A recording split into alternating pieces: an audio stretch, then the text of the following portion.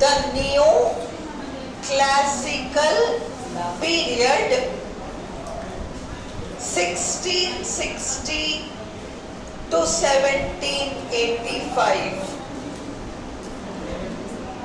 अब neoclassical period के अंदर आपका सबसे पहला पीरियड है रेस्टोरेशन, जो कि हमने कल समझा था। ऑलराइट, रेस्टोरेशन किस चीज का रेस्टोरेशन था? हाँ, किसका? हाँ, कौन? ये दो चीजों का रेस्टोरेशन था। रेस्टोरेशन दो चीजों का रेस्टोरेशन है। एक तो मोनार्की वापस रेस्टोर हो गई। 11 साल मोनार्की गायब थी। 11 साल मोनार्की गायब थी। कॉमनवेल्थ पीरियड था ना, प्राइम मिनिस्टर का रूल था ना, लॉर्ड प्रोटेक्टर का शासन था ना। अब क्या हुआ? मोनार्की वापस आ गई। Restoration of the monarchy first of all. दूसरा, restoration of the Stuart dynasty. James Stuart आपका जेम्स फर्स्ट ऑफ इंग्लैंड था, उसका बेटा चार्ल्स फर्स्ट चार्ल्स स्टुअर्ट था, और फिर गैप आ गया 11 साल का। और अब 1660 में चार्ल्स फर्स्ट का बेटा चार्ल्स सेकेंड, उसे पुनः राजगद्दी पर बिठाया गया। तो ये एक प्रकार से स्टुअर्ट डायनेस्टी का रेस्टोरेशन है, और चार्ल्स सेकेंड का तो रेस्टोरेशन है ही सही। आरपीएससी अगर चार्ल्स सेकेंड ना देकर स्टुअर्ट डायनेस्टी दे दो तो कंफ्यूज मत हो जाना। एक ही बात है, एक ही बात है। मोनार्की का रेस्टोरेशन है, स्टुअर्ट डायनेस्टी का रेस्टोरेशन है, और ये चार्ल्स सेकेंड इसका तो रेस्टोरेशन है ही, और ये स्टुअर्ट डायनेस्टी को ही बिलोंग करता था। क्वेश्चन का पैटर्न कुछ भी वो पूछे, अपन को पिक्चर क्लियर होनी चाहिए कि क्या है, और ये वाला क्वेश्चन आने की पूरी संभावना है। रेस्टोरेशन क्या था, है ना? You should know this all three things. अब इसमें से जो वो ऑप्शन में डाल दे तो आंसर मार्क कर दो। This period takes its name, restoration का नाम पड़ा है from the restoration of the Stuart line. Stuart वंश का रेस्टोरेशन है, पुनः स्थापित करना। चार्ल्स सेकेंड वापस सिंहासन पर आए हैं to the English throne in 1660 at the end of the Commonwealth period के एंड में। कॉमनवेल्थ पीरियड कब से कब तक है? 1649 से 1660। चार्ल्स फर्स्ट की गर्दन कटी थी 1649 में। It lasted until 1700। ये जो रेस्टोरेशन है ये 1700 तक लगभग चला है। पूरा 1700 तक एक्चुअली नहीं चला है, अप्रोक्सीमेटली 1700 तक चला है। अगर क्वेश्चन आता है तो आपको ये मार्क करना पड़ेगा अप्रोक्सीमेटली 1700। पर सच ये है कि 1688 में एक हल्का सा चेंज आया था, अभी हम उसको नहीं देख रहे हैं। अगर क्वेश्चन आता है तो up to 1700 is your answer. The looseness in morals. अब ये फ्रांसीसी राजकुमारी का बेटा चार्ल्स फर्स्ट का बेटा चार्ल्स सेकेंड बहुत ही अय्याश और बदमाश था। अंडरस्टूड? ये अय्याश किस्म का आदमी था और इसकी पत्नी थी अच्छी खासी, कैथरीन ऑफ ब्रगैंजा इसकी पत्नी थी, और उससे इसको संतान प्राप्ति नहीं हुई चार्ल्स सेकंड को। पर चार्ल्स सेकंड इतना ढीला ढाला चरित्र का आदमी था, उसके देश भर में कई औरतों से संबंध थे, कई औरतों से नाजायज संतान थी, और हर थिएटर, डोंट लाफ, लिटरेचर पढ़ रहे हो प्लीज समझो, 1660 में एक बहुत महत्वपूर्ण काम हुआ, थिएटर स्टार्ट हुए। हमने कल पढ़ा था थिएटर कब से कब तक बंद थे? 1642 से लेकर 1660 तक थिएटर्स बंद थे। 18 सालों तक थिएटर बंद कर दिए। 1642 से थिएटर बंद कर दिया। चार्ल्स फर्स्ट ने बंद करा दिया। चार्ल्स फर्स्ट ने दंगों के डर से थिएटर बंद करा दिए थे। फिर जब उसकी गर्दन कटी तो वो और भी स्ट्रिक्ट हो गया थिएटर का मामला। 1660 तक चला। 1660 में जब थिएटर्स खुले, एक बात देखो, एक बात खुद ही समझ कर देखो, 2 साल कोविड के दौरान मेले नहीं भरे, शादियों में लोगों का आना जाना नहीं हुआ, सारी सोशल चीजें खत्म हो गई। जैसे ही चालू हुआ क्या हुआ? सारी भीड़ पड़ गई वहां। और ये 2 साल की कसर निकालेंगे वो, 2 साल की कसर निकालेंगे वो, है ना? अभी जो तुम लोग शहरों में रह रहे हो, तुम लोग कह रहे हो हमारे गांव में मेला भर रहा है। अभी कह रही थी ये मुझे पूजा, हाँ तो हम कल जाएंगे, हम मेला देखने जाएंगे अब, क्योंकि 2 साल की कसर पूरी करनी है। 2 साल तो नहीं देख पाए, अभी तो देखने जाएंगे। एग्जैक्टली वो हुआ। थिएटर जब 1660 में शुरू हुआ तो जोरों शोरों से लोग थिएटर देखने गए। 2 साल तक, 2 साल नहीं 18 सालों से उस सुख से वंचित रहे ना। अब 18 सालों की कसर पूरी करेंगे वे, और ड्रामा शुरू हो गया। और हमारा राजा कैसा है? इसको, ये तो सुरा सुंदरी वाले स्टाइल का है, अंडरस्टूड? एक वो टिपिकल स्टाइल होती है वो, तो वो स्टाइल का था एक तो इसके हर थिएटर में जो सबसे सुंदर हीरोइन होगी वो इसकी खासम खास होगी, और हो सकता है उससे कोई संतान वंतान भी प्राप्त हो। इसके कई ऐसे नाजायज संतान रही हैं चार्ल्स सेकंड के। जब मुखिया ढीला हो तो आप बाकी लोगों की क्या उम्मीद करते हो? अगर स्कूल का प्रिंसिपल ढीला है तो टीचर्स ढीले होंगे, टीचर्स ढीले होंगे तो बच्चों का क्या होगा? वो ऐसे ढीले हो जाएंगे, है ना? जब राजा ही इतना लूज है तो उसके दरबारी भी लूज होंगे, और जब दरबारी लूज होंगे तो जनता भी वैसी हो जाएगी, है ना? ये बीमारी है। तो इसलिए चार्ल्स सेकंड के जमाने में दरबार बहुत लूज था, क्योंकि राजा बहुत लूज था। राजा की पसंद का साहित्य लिखा जाएगा। राजा को बुद्धि या सामान्य एंटरटेनमेंट से मतलब नहीं है, कुछ और, है ना? चीप तरह का साहित्य, लूज किस्म का लिटरेचर, ऐसी बातें। रेस्टोरेशन ड्रामा हम पढ़ेंगे, अलग से हम रेस्टोरेशन ड्रामा पढ़ेंगे। कम से कम मेजर नेम्स तुमको पता होना चाहिए। 13 राइटर्स हैं उस जमाने के, कम से कम उन 13 राइटर्स के नाम आपको पता होना चाहिए, और उनमें से ड्राइडन वाइडन जिनका नाम सुन रखा है, उनके नाटकों की 2-3 नाटकों का नाम पता होना चाहिए। इतना तो अपने को करना है।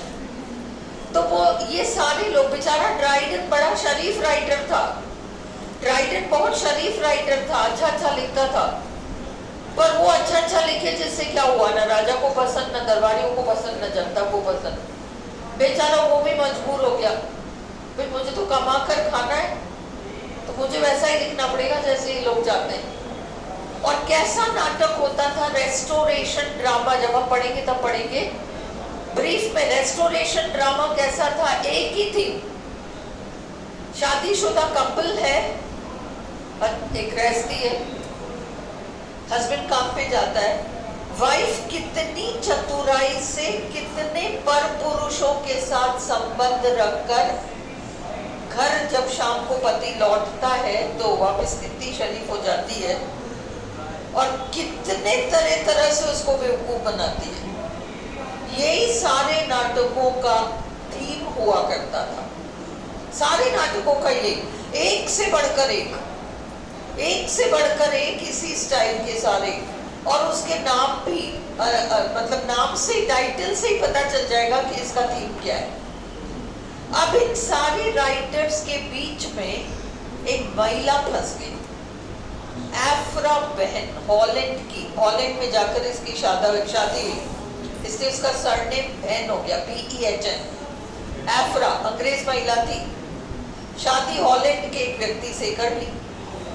इसने भी ऐसे नाटक लिखे, सारे पीछे पड़ के, तेरे को शर्म नहीं आती, तू औरत हो क्या ऐसा लिखती है। उसने जवाब में एक और नाटक लिख दिया कि तुम लिख सकते हो, मैं भी लिख सकती हूँ। पार्ट 2 और लिख दिया, पार्ट 1 तो लिखा ही था, शायद वो रोवर था, रोवर शायद ना, मैं अवेलेबल करा दूंगी। जब क्रिटिसिज्म आई तो जम के और भी लिखा, चुप नहीं बैठी, है ना। तो ये सारी जो लिटरेचर है उस जमाने की, कैसी लिटरेचर है, राजा की चापलूसी करते हुए, चीप टाइप लिटरेचर। और तुम्हें याद रखना है कि ड्रामा के नाम पर इंग्लैंड में दो प्रमुख पीरियड्स आए हैं। ये मैंने आपको पहले कभी बताया है। शेक्सपियर का जो ड्रामा था वो लैटिन ड्रामा से प्रेरित है। शेक्सपियर का ड्रामा लैटिन ड्रामा से प्रेरित है और रेस्टोरेशन ड्रामा फ्रांसीसी ड्रामा से प्रेरित है। फ्रांसीसी ड्रामा से प्रेरित है। मत भूलो चार्ल्स सेकंड की माँ फ्रांस की थी। ये इतने साल, 11 साल फ्रांस में रहा है, तो वो फ्रेंच कल्चर, फ्रेंच सारा इसका यही था। तो इसलिए रेस्टोरेशन ड्रामा फ्रेंच ड्रामा से प्रभावित रहा है। Is it clear? चलो अब हमने ये देखा, द लूजनेस इन मॉरल्स, नैतिकता का स्तर बहुत गिर गया। Looseness in morals prevailing in this age, जो इस काल में फैला हुआ था, was in sharp contrast, ये ठीक विपरीत था, to the seriousness and sobriety of the earlier Puritan regime. Puritan regime कौन सा था? Puritan regime कौन सा था? सन कब से कब तक?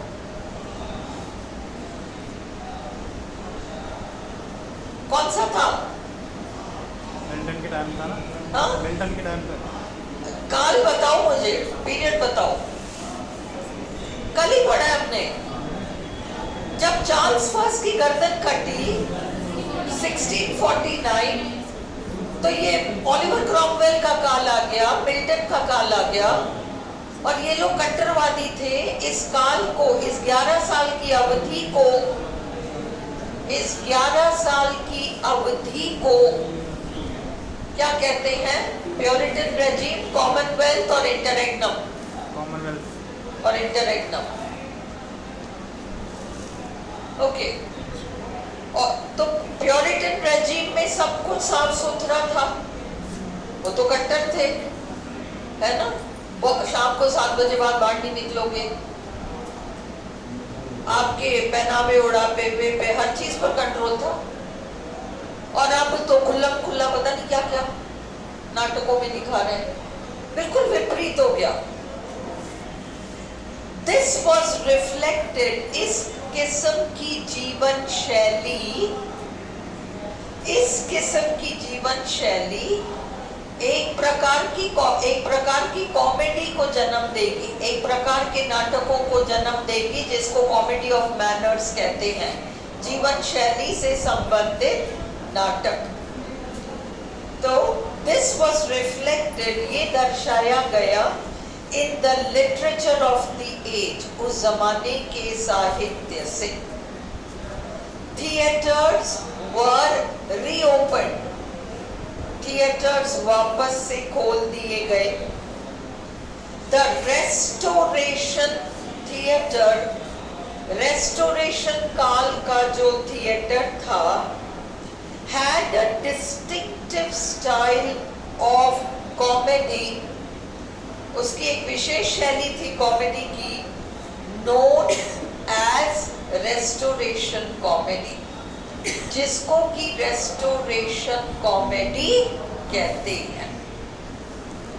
मेजर ड्रामेटिस्ट्स ऑफ दिस फॉर्म, जो मुख्य नाटककार थे इस शैली के, वह सर जॉर्ज एथरीज, ये नाटककार है मुख्य, William Wycherley, William Congreve, very famous Congreve, and John Dryden. ये कॉनग्रीव ने क्या लिखा है, एक दो नाटकों के नाम हमें पता होने चाहिए, मैं आपको रेस्टोरेशन ड्रामा कराऊंगी, है ना, अगला हमारा रेस्टोरेशन ड्रामा का क्लास हो जाएगा।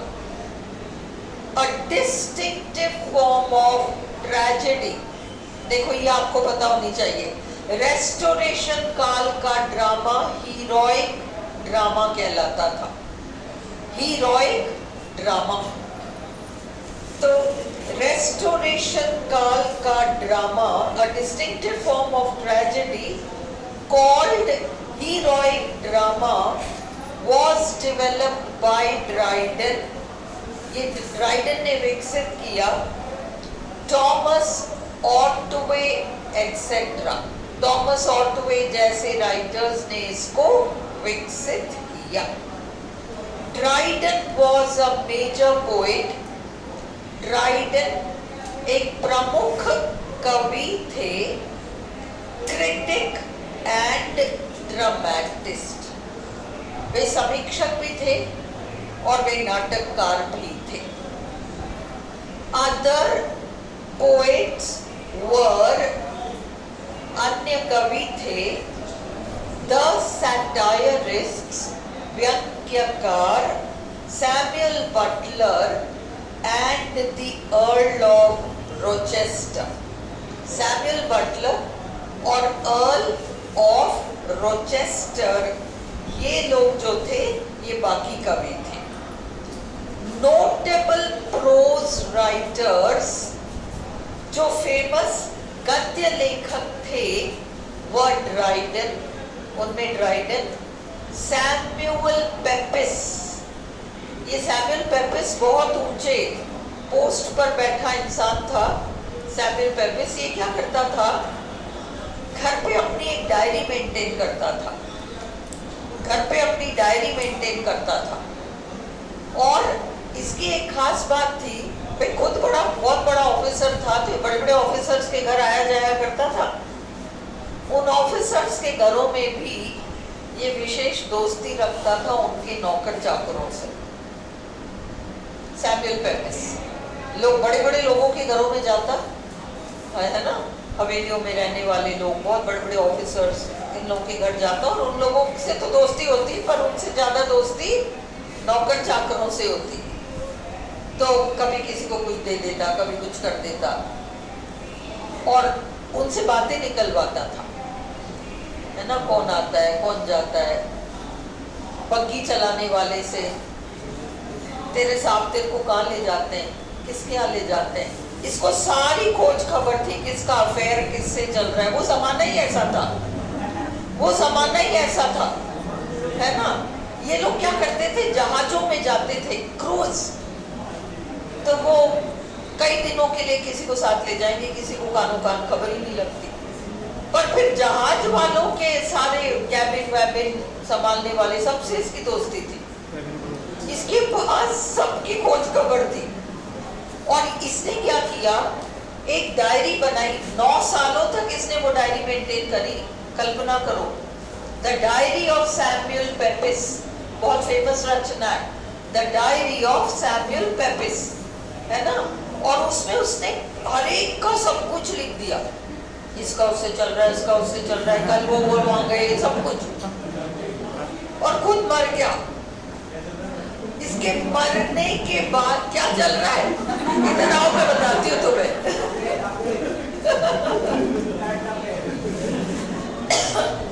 तो सैमुअल पेपिस के मरने के बाद वो डायरी छपी, और फिर बहुत सारी बातें जो लोग कभी नहीं चाहते के सामने आए, वो पर तब तक वो जमाना सारा, वो जिन लोगों के बारे में उसने लिखा वो सब मरमरा गए थे, उनके बारे में नहीं। ये आई थिंक डायरी काफी रिसेंट टाइम्स में कंपाइल होके 9 वॉल्यूम्स इसके पहले बनाए, फिर इसको 6 वॉल्यूम्स में छापा। इतना लिखा है, 9 वॉल्यूम्स, और फिर उसको 6 वॉल्यूम्स किया। कि ये गॉसिप कितना करता होगा। अपन औरतों के लिए कहते हैं ना, दिन भर सुबह गेट पे बात करेंगी, शाम बड़े तक वहीं खड़ी होकर बातें हो जाएंगी, है ना। और ये आदमी 9 डायरी बनने लायक इसने लिखा है। कैसा होगा ये सैमुअल पेपिस, बहुत बड़ा नाम है। जब मैं आपको एक स्टोरी सुनाती हूँ तो आपका काम है उस नाम को याद रख के रिकॉल कर। आप नाम को याद नहीं रख पाओगे, सारे नाम आपके लिए नए हैं, पर क्योंकि हम सबको कुछ इंटरेस्टिंग लगता है, अच्छा ये वो आदमी था जिसने ये सारी बातें करी, तो सैमुअल पेपिस याद रह जाएगा। अंडरस्टूड। तो कहाँ पे थे द लीडिंग राइटर्स, नहीं कहाँ पे थे, Samuel Pepys, sir William temple. भाई एक तो ये ड्राइडन है, सैमुअल पेपिस है, एक सर विलियम टेम्पल। ओके, अब हम ये सुनते हैं। आज सपोज मैं तुमसे पूछूं कि तुम्हें कौन से गाने अच्छे लगते हैं, तो तुम्हें हो सकता है अधिकतर लोग 95% लोग मॉडर्न जमाने का कोई गाना कहोगे, पर तुम में से कुछ ऐसे लोग जरूर रहोगे जो कि पुरानी फिल्मी गाने जो होते थे, जो एवरग्रीन हैं, उनको 5% से ज्यादा 20% ही होगे। वो 80-20 रूल हर जगह काम करता है। वो 20% तुम में से ऐसे होगे जो कहोगे नहीं हमें एवरग्रीन पसंद है, ओल्ड इज गोल्ड, है ना। तो इस जमाने में, इसी रेस्टोरेशन काल में एक विवाद छिड़ा कि कौन बेहतर है, कौन से राइटर्स बेटर हैं, मॉडर्न राइटर्स या पुराने राइटर्स। दावा करने वाले सब मॉडर्न है, तुम लोग सब आज मॉडर्न यही बैठे हो, पर तुम दावा कर रहे हो एवरग्रीन गानों का ना। वैसे ही दरबार में, राजा के दरबार में ये सारी चर्चाएं चल रही थी कि कौन बेटर है, मॉडर्न राइटर्स या एंशिएंट राइटर्स। अब जो लेखक होता है ना, पेशे से जो लेखक होता है वो एक मंझा हुआ खिलाड़ी होता है। पेशे से जो लेखक है वो एक मंझा हुआ खिलाड़ी है। भले ही वो वर्तमान के मॉडर्न राइटर्स की तारीफ कर रहा हो, वो एंशिएंट्स की भी तारीफ करेगा, इनको ज्यादा महत्व देगा पर उनकी भी तारीफ करेगा। और भले ही कोई मॉडर्न राइटर है जो उनकी तारीफ कर रहा है, वो भी समझदारी से कहेगा, इनकी भी पीठ थपथपा देगा। एक तरफा फैसला या निर्णय नहीं सुनाएगा, ये समझदार लेखकों का काम है। क्योंकि सच भी ये है कि कई चीजें पुराने लोगों ने शुरू करी। भाई जिसने सबसे पहले कलर्ड फिल्म स्टार्ट करी उसने तो बहुत बड़ा काम किया, वो तो एंशिएंट था, पुराना था। पर उस तरह के फिल्म को तुम आज देखना चाहोगे क्या? नहीं। आज टेक्नोलॉजी इतनी एडवांस्ड है। तब तो लाल अलग चमकता था, हरा अलग चमकता था, पीला अलग चमकता था। तब आज कलर्स कितने सुंदर ढंग से ब्लेंड होते हैं, मॉडर्न। तो उन्होंने कोई चीज स्टार्ट करी, मॉडर्न्स ने उसको परफेक्ट किया, यही है। तो समझदार लेखक दोनों की बात करेंगे। तारीफ जमकर भले पुराने की बात करें तो भी आधुनिक वालों की पीठ थपथपाएंगे। ये सर विलियम टेम्पल जो था ना, ये बहुत ही ऊंचे पद में बैठा हुआ ऑफिसर था, बहुत ऊंचे पद पर आसीन ऑफिसर था, पढ़ने लिखने का शौकीन था और इसके दोस्तों की मंडली में सारे अच्छे अच्छे राइटर्स थे। अब आप गायकों के बीच रात दिन उठोगे तो कभी कभी तो कोशिश करोगे गाने की ना, तो ये दोस्तों की मंडली सारी इसके साहित्यकार, तो इसने सोचा मैं भी लिखूं और इसने क्या किया, इस मुद्दे पर लिख दिया।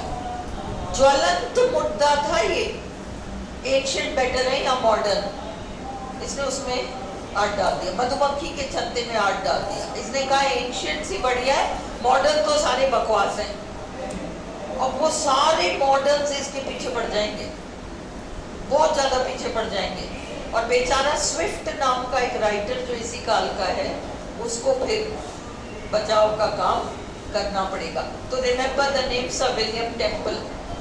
When you listen to a story, connect it with the name of the writer ताकि आपको याद रहे। इजी वे है याद रखने का।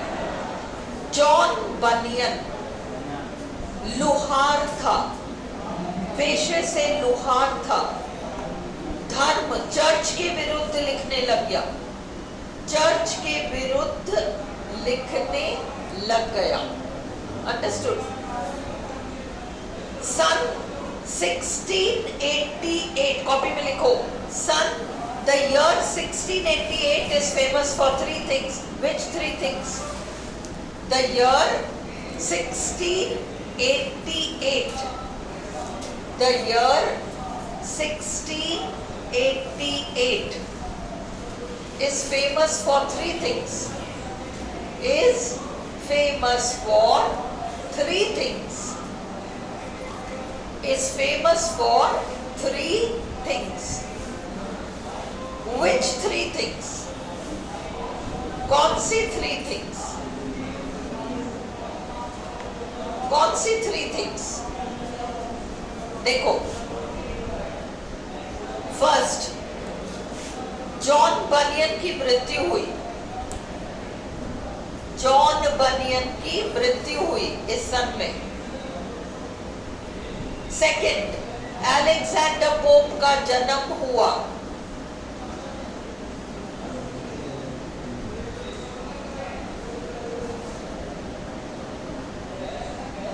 तीसरा, the bloodless revolution or the glorious revolution. The bloodless revolution, bloodless revolution or the glorious revolution. ये भी सन 1688 की घटना है। इन 3 चीजों के लिए ये ईयर 1688 फेमस है। चलो, अभी हम ब्लडलेस रेवोल्यूशन क्या है नहीं कर रहे थे, तो पूरी क्लास उसी में बीत जाएगी। नोट्स कर लो, फिर टाइम रहेगा तो मैं बता दूंगी। चलो, John banyan and the philosopher John Locke. क्या नहीं लिखने में आया? रुको, जॉन बनियन की डेथ, अलेक्जेंडर पोप का बर्थ, तीसरा the bloodless, bloodless, bloodless, bloodless, bloodless revolution, revolution, या इसका दूसरा नाम है the glorious, glorious revolution, the glorious revolution। ये तीनों इसी सन की बात है। And the philosopher John Locke, John Locke नाम के फिलोसोफर भी इसी टाइम के थे। Aphra Behn was the first English woman। देखो, लेखिकाएं कई सारे थे, पर ये सबसे पहली महिला थी जिसने पैसा कमाया लिख के, to earn her living by her pen। लिखकर इसने खूब पैसा कमाया। She wrote poems and plays, कविताएं लिखी, नाटक लिखे। She wrote ओरूनोको, इसकी फेमस रचना है Oroonoko, the tragic story of a noble African slave. ठीक है, अब 1700 तक आ गए अपन, 1660 से 1700 तक आ गए, है ना।